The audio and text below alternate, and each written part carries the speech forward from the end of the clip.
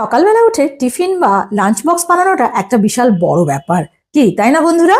সে স্কুলের বাচ্চারই হোক বা কলেজের বাচ্চারই হোক বা অফিসের হোক, এমন দিতে হয় যেন তাদের খেতে ভালোও লাগে, আবার পেটটাও অনেক সময় ভরা থাকে। তো সেরকমই একটা টিফিনের রেসিপি নিয়ে আজকে চলে এসেছি। প্রথমেই দুটো ডিম একটু লবণ আর গোলমরিচ দিয়ে ফেটে একটু স্ক্র্যাম্বল এগ করে নিচ্ছি। আজকে আমরা এই স্ক্র্যাম্বল এগ দিয়ে ফ্রাইড রাইস বানাবো। তারপরে স্ক্র্যাম্বলগুলো তুলে নিয়ে ওই কড়াইতেই একটু তেলের সঙ্গে একটু বাটার মিশিয়ে দিলাম। তাতে দিয়ে দিচ্ছি আদা কুচি আর রসুন কুচি, আমি গ্রেট করে নিয়েছিলাম অবশ্য। একটু ভাজা ভাজা করে নিয়ে এর মধ্যে দিয়ে দিচ্ছি একটু পেঁয়াজ কুচি আর কাঁচা লঙ্কা কুচি। ও, যদি বাচ্চারা খায় লঙ্কাটা কিন্তু স্কিপ করতে হবে। তারপরে দিয়ে দিচ্ছি গাজর আর বিনস, এগুলোকে একটু নাড়াচাড়া করে নিচ্ছি।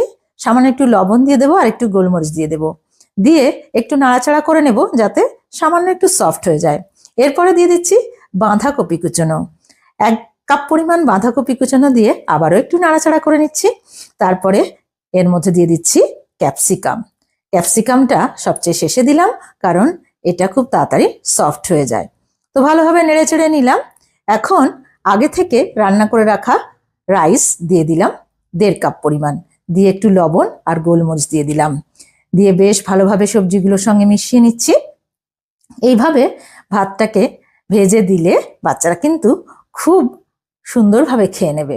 এবার দিয়ে দিচ্ছি একটু ভিনিগার আর সয়া সসের মিশ্রণ, আর দিয়ে সেই স্ক্র্যাম্বল এগটা দিয়ে দিলাম, দিয়ে বেশ ভালোভাবে মিশিয়ে নেব। লবণটা একটু টেস্ট করে নিতে ভুলো না কিন্তু। ভালোভাবে মিশিয়ে নিচ্ছি। মিনিট খানেক এইভাবে নাড়াচাড়া করে মিশিয়ে নেওয়ার পর সামান্য একটু চিনি দিয়ে দিলাম, এতে টেস্টটা একটু ভালো হবে।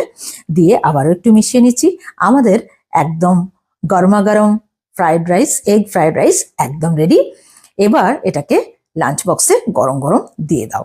এইভাবে বানিয়ে দেখো, বাচ্চা বড় সবারই ভালো লাগবে। ভালো লাগলে লাইক কমেন্ট শেয়ার করতে কিন্তু একদম ভুলো না। Thanks for watching.